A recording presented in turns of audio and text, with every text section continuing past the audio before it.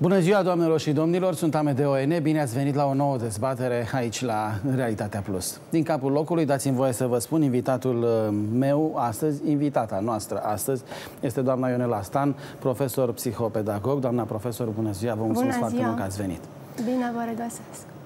Ne bucurăm că vă vedem, dar sigur că nu ne bucură tema pe care o abordăm și sunt convins că nici cei care ne urmăresc nu sunt foarte încântați de ce se ascunde în spatele unei astfel de teme, pentru că vorbim în ultimă instanță de una dintre cele mai mari frici ale noastre, dacă îmi permite să o numesc așa.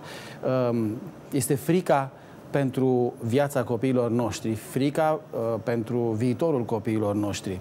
Frică care vine, din păcate, din ce în ce mai des în ultimii ani, din anumite dependențe pe care le dezvoltă copiii noștri, fie că sunt copii mici, adolescenți, ființe care nu au apucat să se rotunjească din punctul de vedere al temperamentului, al dezvoltării psihice și intră prea devreme într-o viață plină de tentații care le pot pune dezvoltarea în pericol. Și vorbim aici despre apropierea de substanțe de care nimeni n-ar trebui să se apropie, nici măcar noi adulții, alcool, tutun, tot felul de substanțe sintetice, etnobotanice și așa mai departe. Lucruri care dau dependență, știm foarte bine, dar nu doar acestea sunt lucrurile care dau dependență la copii. V-aș ruga, doamnă profesor, să luăm lucrurile acestea pe rând și să le dezvoltăm ca idee. Înainte de toate, există copii imuni la astfel de dependențe? Imuni? Da. De care astfel de lucruri nu se pot atinge. Pot să existe, care nu sunt tentați, de fapt. Da, poate că da. Poate. În ziua de astăzi mai puțin. Vorbeați despre dependența de tutun, de alcool, de substanțe ilicite. De calculator, de televizor, de desene animate. În ziua de astăzi, cea mai mare dependență a copiilor și a tinerilor este de gadgeturi. Așa. Da. Încă de la vârste foarte mici. Știm că avem prieteni, avem cunoștințe și încă de la vârsta de 2 ani sunt copii care se uită la desene animate pe tablete, la filme. Chiar dacă sunt filme de desene animate, tot este nociv să se uite foarte multe ore, de fapt. Asta este. Nu să nu se uite, să nu se uite la televizor, să nu folosească telefoane, ci cât folosesc. Asta de dependență. Cred că începe dintr-o curiozitate. Totul începe dintr-o curiozitate, mai ales de substanțe sau de tutun, în primul rând. Și de grup.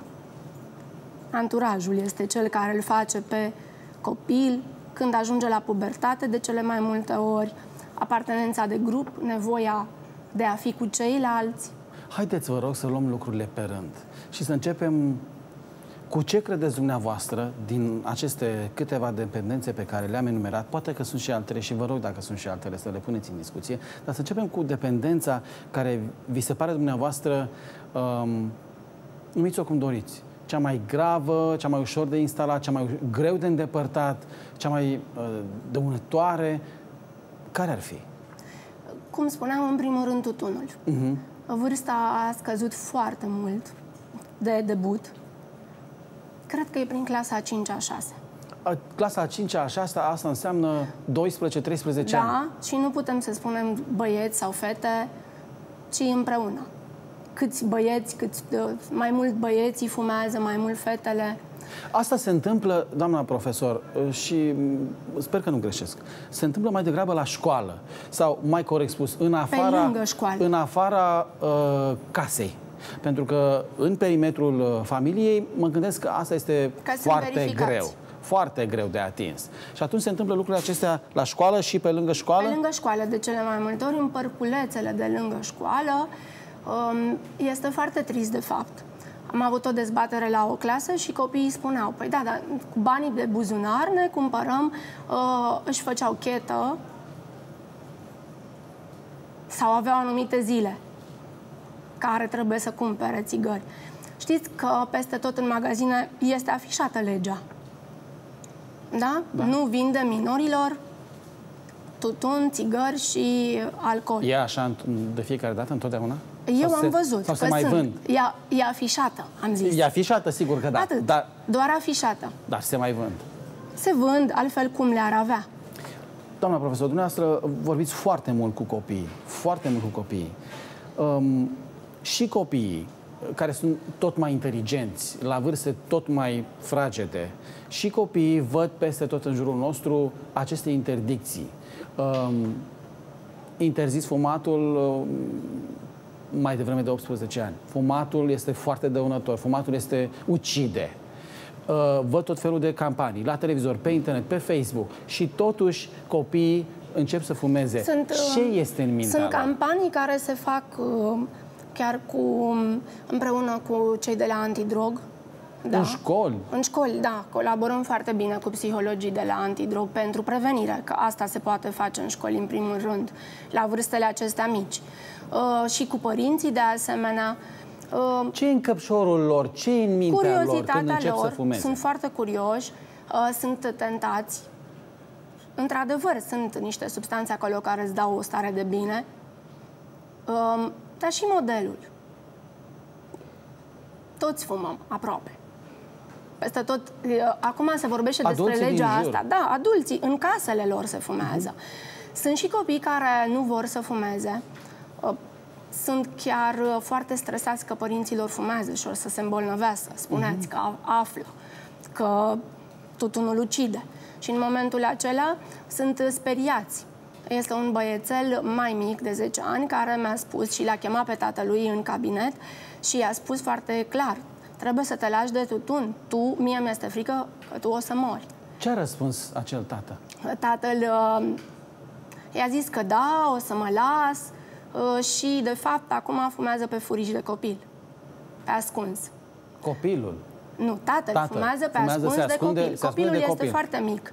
Mai târziu, probabil că o să fumeze și el sau nu. Părinții care vin în cabinet și deja este instalat pe la 13-14 ani, unii copii au deja vreo 2 ani, 3 de consum. De când fumează? Da. Foarte mici. Și le face foarte mult rău. Și cer să-i ajute. Dar ei sunt fumători. În primul rând este exemplul. Spuneați că fumează doar la școală. Nu, eu am avut cazuri în cabinet foarte triste când fumau și acasă la 15 ani împreună, chiar dimineața, la micul dejun, spunând părinții că așa pot să-l controlez mai bine. Trebuie să interzicem. Cum? Arătând, într-adevăr, ce se poate întâmpla pe termen lung. Sau prin exemplu.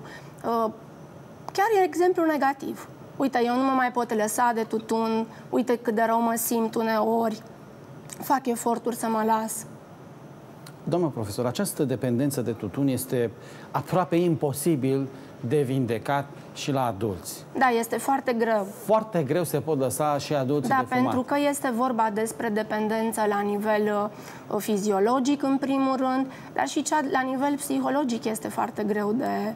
Există tot felul de metode, s-au scris cărți despre asta, de psihologi care s-au ocupat doar pe problema asta. Dar rata de succes este în continuare scăzută. Și atunci, cum să reușim să-i ajutăm pe copii la modul eficient să renunțe la această dependență? Prin aceste activități de prevenire, prin aceste campanii, prin aceste activități de consiliere de grup, eu le fac pe la vârsta de clasa a 6-a, 7-a, 8-a. Dar în cazul celor care fumează deja, care e rata de succes? Foarte mică. De abandon, de renunțare la fumat? Foarte mică. Mică. E complice, ne spuneți, doamna profesor. Este o realitate. Este tristă, dar e o realitate.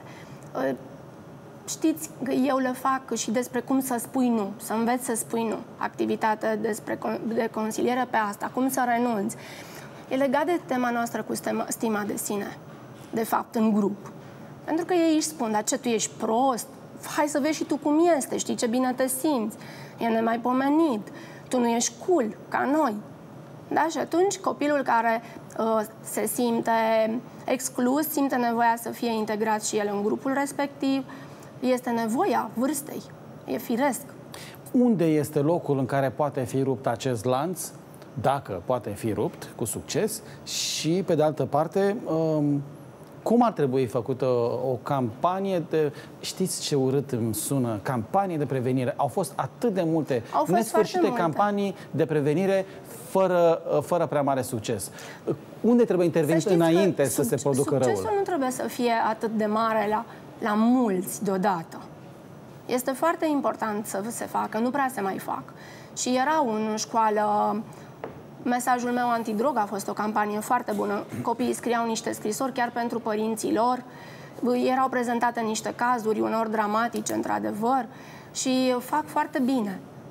Dacă sunt 5-10 din clasa respectivă care nu se apucă la vârstă atât de fragedă, tot este bine. Da. Haideți să vorbim, vă rog, puțin și despre... despre altă substanță. Alcool. Da, alcoolul ca dependență. Mi-e aproape imposibil să cred că la astfel de vârste putem să vorbim de dependență de alcool. De la 14-15 ani, da. Da.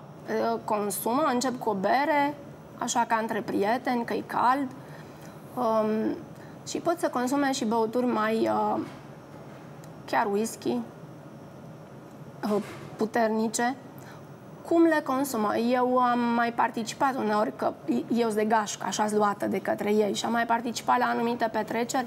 Aveți grijă ce spuneți, s-ar putea să vă vadă pe internet, că spuneți lucrul ăsta. Mă văd, ei, da, se uită, sunt încântați. Pe YouTube. Și sunt foarte... sunt mascate. Acest consum e mascat. În ce? În Coca-Cola, în alte sucuri.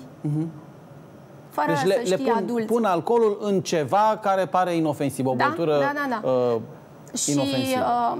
Și este foarte trist, pentru că așa nici nu mai ai, nu-ți dai seama cât consumă. Cât consumă un adolescent alcool? La petreceri, în general. La petreceri. Că ei încep să iasă la petreceri. Se îmbată?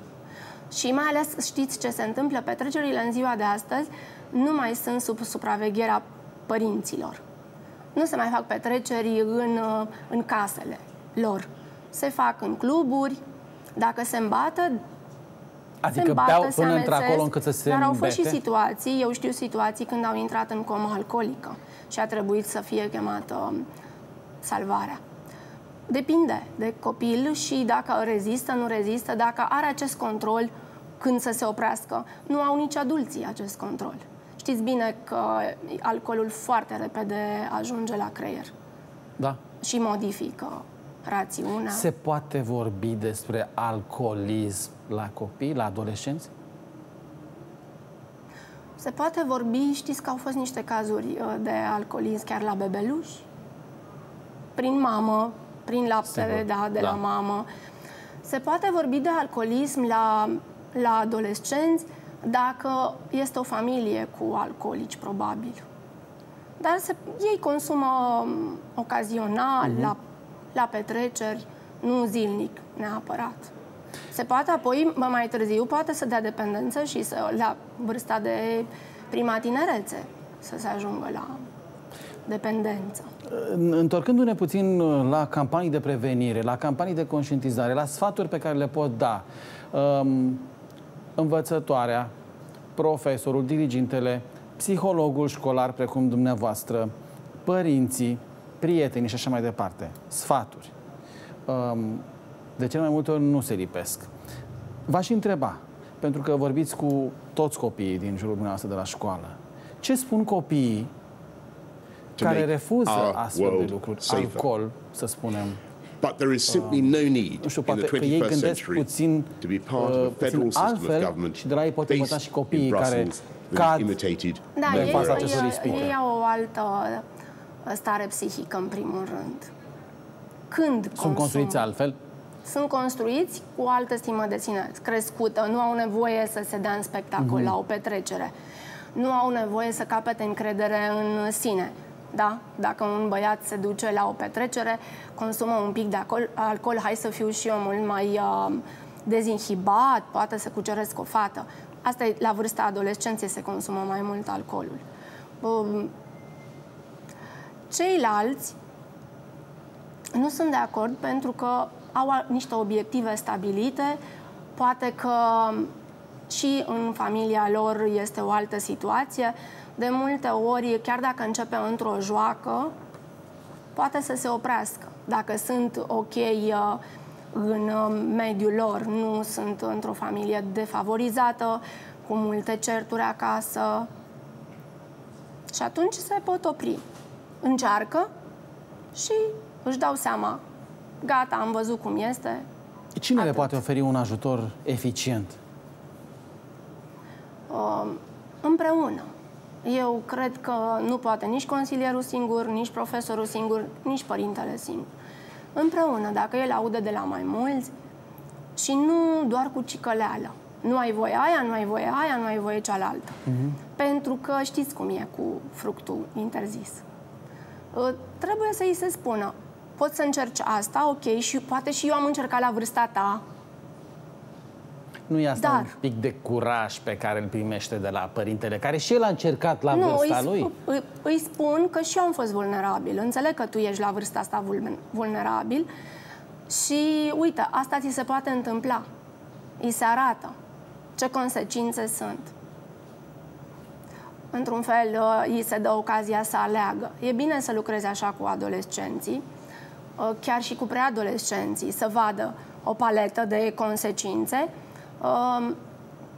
E un control un pic mai ascuns, dar trebuie ca adult să ai control la vârsta asta, pentru că foarte ușor se lasă influențați de un anturaj negativ.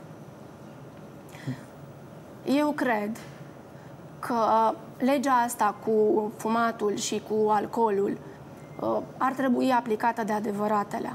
Însă în spate clar sunt niște beneficii financiare. Interese, exact, financiare, este clar, comerciale. Da, dar se vând chiar și copiilor foarte mici, trimiși de părinților să cumpere alcool, poate pentru părinți. Ar trebui să se facă, sigur, asta într-o foarte scurtă paranteză, doamnă psiholog, ar trebui să facă niște controale, nu știu, eficiente. Problema asta mi-au pus-o copiii acum vreo 2 săptămâni.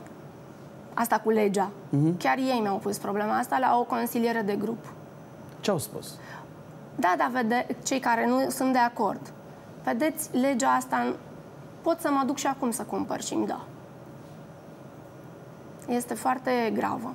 O lege serioasă, care ar putea să fie utilă, dar care nu este pusă cu eficiență. Ar fi mai greu, că nu le-ar fi așa la îndemână să le consume, să le cumpere și să le consume. Permiteți să vă dau un exemplu din experiența personală. L-am văzut într-o țară nordică. Am intrat să cumpăr o sticlă de șampanie pentru o aniversare. La rând, era o tânără care mie mi-era clar că avea peste 18 ani. Cu toate astea, vânzătorul de la casă i-a cerut cartea de identitate. Despre să se asigure dacă are 18 ani. A fost ceva uimitor pentru mine. Era evident că acea fată avea peste 18 ani. Dar o măsură suplimentară, poate de precauție, vânzătorul, casierul, a cerut actul de identitate al acelei tinere și abia apoi i-a dat voie să Despre asta vorbeam. Da. În alte țări, într-adevăr, se aplică legea. La noi nu se aplică nici în cluburi. Merg în cluburi, în spatele alcoolului se mai consumă și alte... Se începe cu ecstasy, de exemplu. Au fost cazuri pe la baluri ale băbocilor care se țin prin cluburi. La fel. De ce acceptă acești tineri? Da, uneori nu acceptă. Uneori nu acceptă? Nu sunt tot ascunse. Sunt cei care sunt dealeri, au câțiva acolo, merg și sunt, fără să știe, pot să le consume. Au fost situații. Știu niște cazuri, chiar la clasa 9, începători. După care încep să caute, să ceară, să vrea? Să li se pare interesant, încep să caute. Da. Poate greșesc. Nu cred că doar așa încep să consume adolescenții astfel de substanțe. Este și asta o cale. Da, este și asta o cale. Însă unii o fac voit, vor să încerce astfel de cei care substanțe. consumă sunt personalități vulnerabile, au niște probleme în spate, care ajung să depindă de consum. Ce fel de probleme, doamna profesor? Probleme în relații, de cele mai multe ori. Sau se simt excluși de ceilalți. sau în familie e vreun divorț, trec părinții prin asta și nu au cu cine să discute, se închid în ei, nu consumă doar în grup. Ați vorbit și cu astfel de copii, de adolescenți? Da, eu am avut niște cazuri. Au venit ei personal să mă caute, făceau și sport de performanță și chiar și tutunul dăunează pentru un atlet, de exemplu. Oh, sigur. Și atunci, sau pentru un narghilea care avea nu doar o substanță inofensivă, au venit să... Acum, nu de curând, să știți, a terminat și facultatea acel băiat, că mai comunicăm pe Facebook. Și l-am ajutat, dar a vrut el să-l ajut să depășească. Vroia să-și facă sportul acesta cu pasiune și să ajungă. Deci avea obiectiv. Conștientizează acești tineri că fac un lucru care le face rău, și că e bine să renunțe. De asta se și ascund. De părinți. Care e rata de succes la un copil, adolescent, care trece printr-un astfel de consum și realizează la un moment dat că trebuie să se oprească?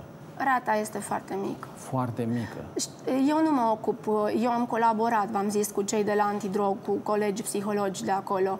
Oricum, pe 26 iunie este ziua internațională antidrog. Este foarte grav în ultimul timp. Din ce în ce se răspundește acest consum de substanțe interzise? Da. Știți că a fost perioada aceea cu etnobotanicele și cu acele magazine atât de liber. Acum s-au mutat pe online. Da. Că au fost interzise de pe piața de pe stradă. Fizică. Da. Exact. Și atunci au fost și situații cu decese. De fapt, de aceea s-a luat atitudinea mult mai grav. Pentru că ei nu au control și nu-și dau seama dacă se ajunge la un abuz în sensul de să fie foarte mult, știți? În supradoză. Nu își dau seama. Am avut un caz cu o fată, verișorul ei a murit de o supradoză și a venit și m-a căutat în cabinet tocmai ca să depășească. Era o traumă pentru ea, era ca un frate pentru ea și vroia să înțeleagă ce s-a întâmplat. Sunt cazuri reale. Da, sunt cazuri reale. Triste, îngrozitoare. Părinții și din păcate sunt depășiți de multe ori. Tot mai multe. Exact. Părinți care eșuează. Sunt depășiți în momentul în care își dau seama de fapt că este dependent. Nu prea mai poți să îl rogi să meargă la o clinică. Trebuie să cauți niște soluții să îl obligi cumva. Pentru că până la urmă un adult este răspunzător de viața unui copil. Adolescent. Până la 18 ani e considerat un copil. Acestea ar fi, să spunem, o parte dintre substanțele pe care acești copii, adolescenți, le consumă. Cele grave nu sunt astea suficient de grave? Mai e ceva mai grav de atât? Substanțele celelalte care sunt foarte grave și scumpe și ajung să-și vândă... Sigur, vorbim despre droguri. Da, da. Cum ar fi? Ce consumă, să spunem, adolescenții români? Păi vă spuneam că ei încep cu ecstasy, cu marihuana, care la noi este interzisă.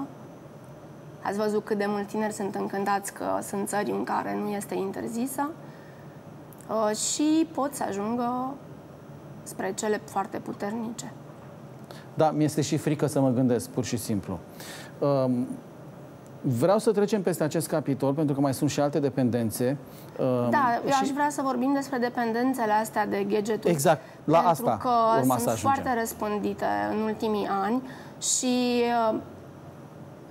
nu e un cuvânt prea puternic, dar într-adevăr sunt copii cu vârste mici care au dependențe. Da, văd tot mai mult în jurul meu, doamna profesor, părinți care își trântesc copilul pe o canapea cu o tabletă sau cu un telefon în brațe, ori se uită la desene animate, ori se joacă.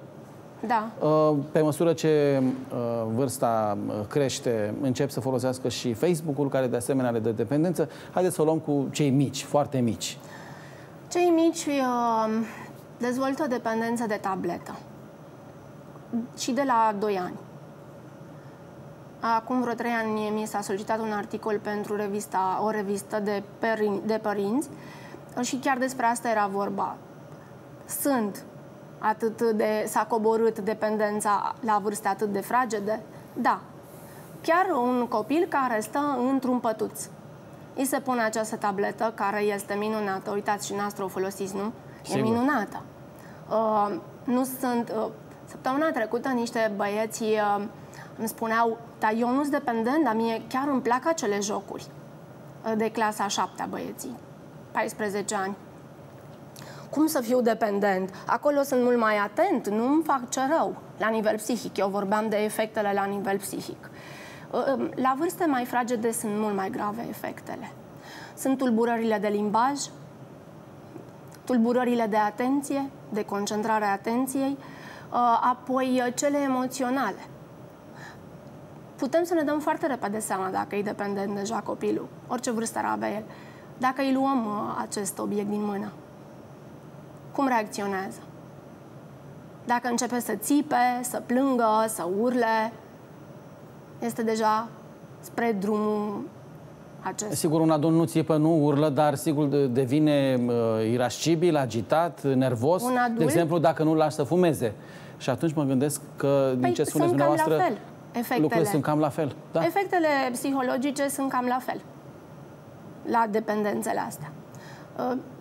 La fel se instalează. Îl privezi de acel obiect de consum care îi provoacă plăcere. Că-s minunate. Și ați văzut cât de ușor te conectează și nu mai poți să auzi nimic în jur.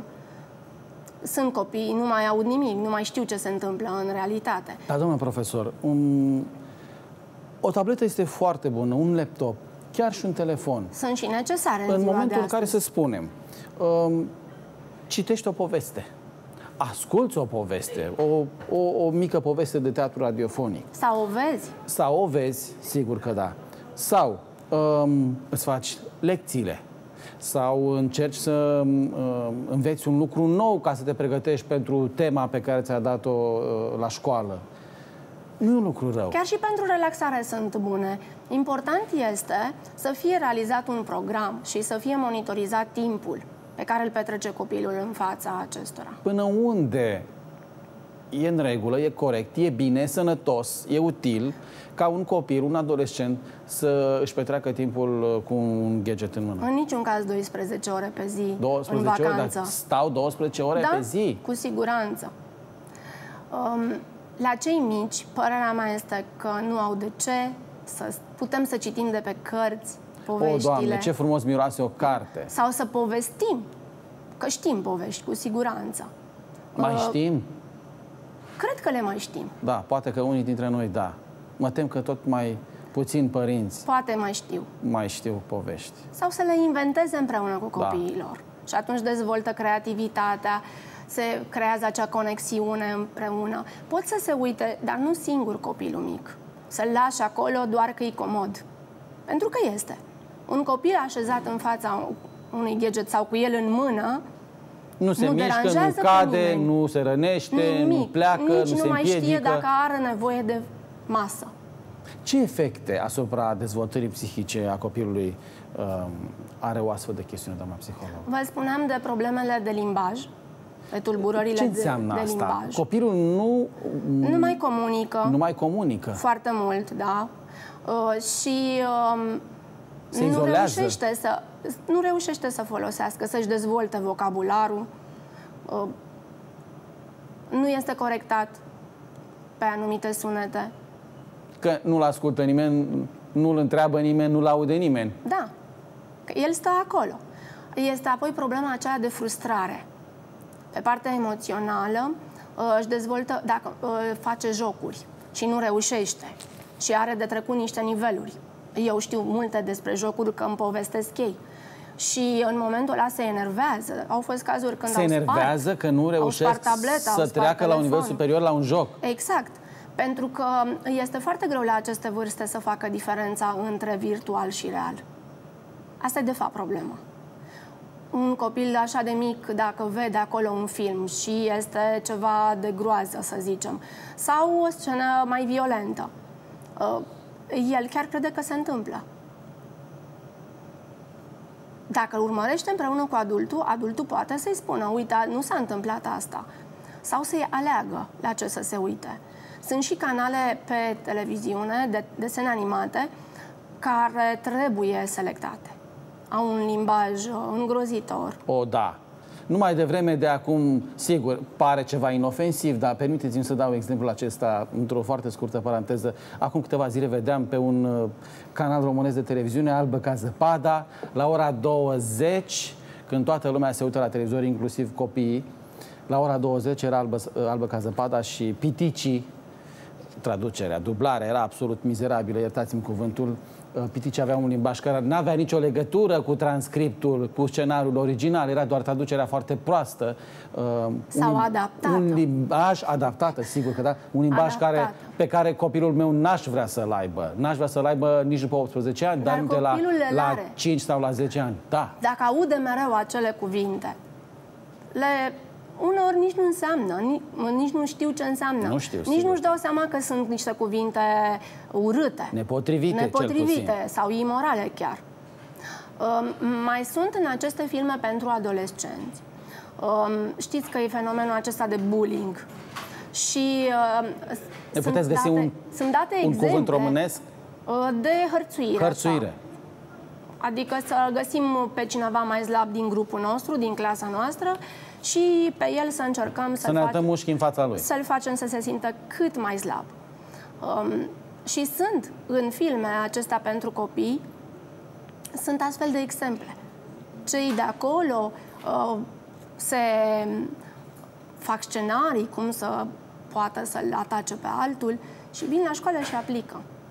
Aplică din jocurile pe care le fac. Jocurile pentru băieți. De obicei, dependențele sunt un pic diferite pe sex. Băieții sunt dependenți de jocuri. De jocurile acestea care sunt acum interactive. Adică ei sunt în rețea, sunt mai mulți. Și violente. Sunt foarte violente. Război, și, exact, dar să teroare știți că urbană. Părinții îi ajută. Ei trebuie să-și cumpere acolo un armament cu niște bănuții buni și părinții le dau acești bani, crezând că le fac bine. Nu sunt deloc bune. Este mult mai bine să meargă afară, să se joace spontan, nu neapărat, știți că am vorbit acum mai multe emisiuni despre programul acela, trebuie să fie foarte organizat, sigur, că altfel nu mai ajunge să consume, să mai facă lucruri nepotrivite.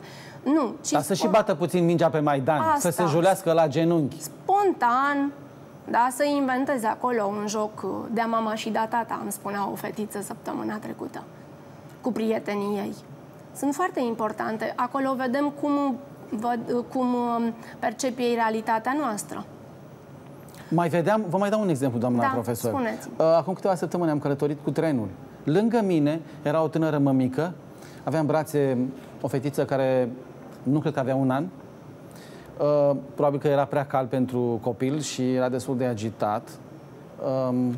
I-a pus pe măsuța de lângă fereastră, telefonul mobil, YouTube, cântecele pentru grădiniță, dar care aveau și o ilustrație animată cu animăluțe, cu tot felul de lucruri. Cred că a durat vreo 2 ore. Mi-am reamintit toate cântecele grădiniței, dar aveam deja o stare de nervi, că nu mai suportam toată zumzăiala aia acolo, însă copilul a stat foarte liniștit și s-a uitat tot timpul la ce vedea pe telefon. Poate greșesc. Vă rog să ne spuneți dumneavoastră, e în regulă? Ca asta 2 ore cu minte, e ok pentru călătoria cu trenul. Dar pentru copil? Pentru copil, cântecele sunt bune. Sunt frumoase, dar e bine să le audă. Animația aia atât de agresivă, de fapt, toate culorile și tot ce se întâmplă, nu-i dă o stare de bine. Neapărat. Este o stare, de fapt, ca de hipnoză. Au fost făcute studii și se știe că intră creierul pe un alt nivel al undelor și ca și cum ar fi hipnotizați și, într-adevăr, nu mai deranjează pe nimeni. Doamna psiholog, cu ce înlocuim aceste dependențe astăzi când, sigur, droguri, substanțe interzise, tutun, alcool. Acolo e nevoie de o intervenție, mă gândesc, drastică și cu adevărat eficientă. Dacă vorbim despre copilul trântit la televizor la desene animate, copilul cu Facebook-ul în poală, copilul cu tableta și cu telefonul, care nu se mai termină, cu ce le înlocuim? Că astăzi nu se mai poate fără toate lucrurile astea. Cu timp petrecut împreună, fără ele. Să avem momente în care ele să fie puse undeva sus și noi să stăm de vorbă cu jocuri de socializare. De la piticot, nu te supăra, frate, până la jocurile pentru adolescenți, cum jucam de mult Remi sau alte jocuri. Sunt atât de multe astăzi, Monopoly și altele, care te fac să te simți bine, care te învață să-ți trăiești acele frustrări că nu câștigi altfel, în relație cu ceilalți, nu cu un obiect pe care poți să-l spargi, că ești foarte nervos. Să știți că aceste dependențe au efecte nocive pe termen scurt, dar mai ales pe termen lung. Ajung la dificultăți de învățare copiii. Nu se mai pot concentra la ore, au nevoie de o recompensă imediată, nu mai au răbdare, sunt tot mai irascibili, sunt nervoși, folosesc foarte mult cuvintele astea, dar ce m-am plictisit, dar dă-mi altceva, pentru că acolo nu se plictisește tot butonând și căutând altceva. Nu mai vreau, sunt nervos, am niște copii care sunt foarte mici. Da, nu înțeleg conceptul de nervi la un copil de 7 ani. Nu înțeleg. Ori nu sunt eu capabil să înțeleg? Chiar este starea lui interioară de nemulțumire, de fapt. Dar el se obișnuiește să zică asta și devine un fel de tic de limbaj. Am observat, am copii în consiliere, o fetiță și un băiețel. Fetița e în clasa pregătoare, băiețelul în clasa 1 și folosesc foarte des "m-am plictisit". Dar mai dăm și altceva interesant, "m-am plictisit". Și ce făceau? Pictau sau stăteau de vorbă despre jocuri, despre animalul preferat, dar ei vor să aibă în față această tabletă, acest telefon. Vroiam să vă spun, dacă băieții sunt pe jocuri, foarte mult setați pe partea de jocuri și apoi sunt agresivi în viața reală. Determină dependențele de acest gen agresivitatea copiilor în viața reală? Pot să influențeze, sigur. Asta văd. Jocurile acelea, nu am văzut vreun joc care să nu fie agresiv. Și cu foarte mult sânge, cum sare, mă mai uit cu nepoței mei să-mi explice, să-mi dau seama ce văd acolo și ce înțeleg din acel joc. Nu-i sperie? Nu, nu-i sperie. Sunt fericiți că au reușit să-l omoare. Da, mă sperie ce-mi spuneți. Mă sperie ce-mi spuneți. Și pe mine m-a speriat. Pentru că este uneori o imagine așa de urâtă și totuși el este încântat doar că și-a atins acea țintă. Și că și-a distrus dușmanul, rivalul. Și că a reușit să-l doboare, da? Să-l omoare. Pe partea cealaltă, fetele sunt foarte ușor influențate și ajung dependente de aceste rețele de socializare. Da, da. Pentru că ele, la vârsta asta, au nevoie să comunice foarte mult și am avut niște cazuri foarte grave pentru că această hărțuire se întâmplă chiar pe aceste grupuri uneori, dar merg mult mai departe, la filmulețe cu anumite tente care le pun imaginea. Am colaborat chiar cu poliția de proximitate pe astfel de cazuri. Nu ne putem imagina un copil de clasa 5-a ce ar putea să facă, provocat de ceilalți. Dați-ne un exemplu, 2, 3. Niște filmulețe destul de provocatoare pentru un copil de clasa 5-a. Deci filmulețe destul de provocatoare pe care acești copii și le fac și le-au făcut și apoi le pun pe aceste grupuri de socializare. Ce vor nu doar să facă pe Facebook. cu asta? Să fie interesanți, nici nu-și dau seama atragă privirea. ce pericol este după aceea. Viitoarele victime ale pedofililor? Da. Nu este neapărat vorba despre copii care nu învață la școală. ci despre copii care nu sunt informați uneori, care sunt... neglijați? Sunt poate neglijați sau poate părinților nu sunt chiar adaptați la viața asta. Cum îi educăm pe părinți? Înțeleg, nu discută cu ei. Corect. Cum îi educăm pe părinți, doamna profesor? Pentru că am sentimentul că marea vină e de la părinți. Să știți că este. Eu fac ședințe de consiliere de grup cu părinții, discut despre asta și nu de acum. De când au apărut aceste... Să vă spun că primele, acum vreo 8 ani, prima situație cu astfel de filmulețe, de imagini, era pe grupul de chat pe Yahoo. Că pe atunci acela era. Da. Dar acum este mult mai ușor pentru că avem aceste smartphone-uri. Unii părinți dau foarte mulți bani pentru gadgeturile astea ca să fie copii în rândul celorlalți. Știu părinți care fac împrumut la bancă pentru a-i lua, să pentru a-l recompensa. Da, a-l recompensa cu... Și apoi cad în această obsesie a utilizării lui. Sunt copii care nu se mai pot... Știți că n-au voie la ore cu telefoanele. Și nu pot până când nu-și verifică, să vadă cine mi-a mai scris, ce mi-a mai scris, ce mi-a mai apărut. Cine mi-a dat like, cine mi-a comentat. Dat like. Știți, mai este iar această problemă de selfie, tot la fete, pentru imagine. La ele e foarte importantă imaginea de sine, la vârsta asta, și s-a constatat că și asta provoacă niște modificări spre narcisism, niște dereglări, niște tulburări, de fapt, comportamentale. Doamna profesor, 2 minute, din păcate, doar mai avem. Dacă ar fi să rezumați tot ce ați vrea să le spuneți părinților, bun, util, în legătură cu toate problemele despre care am discutat astăzi, ce i-ați învăța?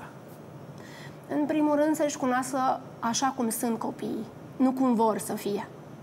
Să-i vadă real, cum, stând aproape de ei, discutând cu ei, cunoscându-le prietenii, stând de vorbă nu doar ce note ai mai luat la școală, ci cum te mai simți, ce ai mai făcut, punându-le limite.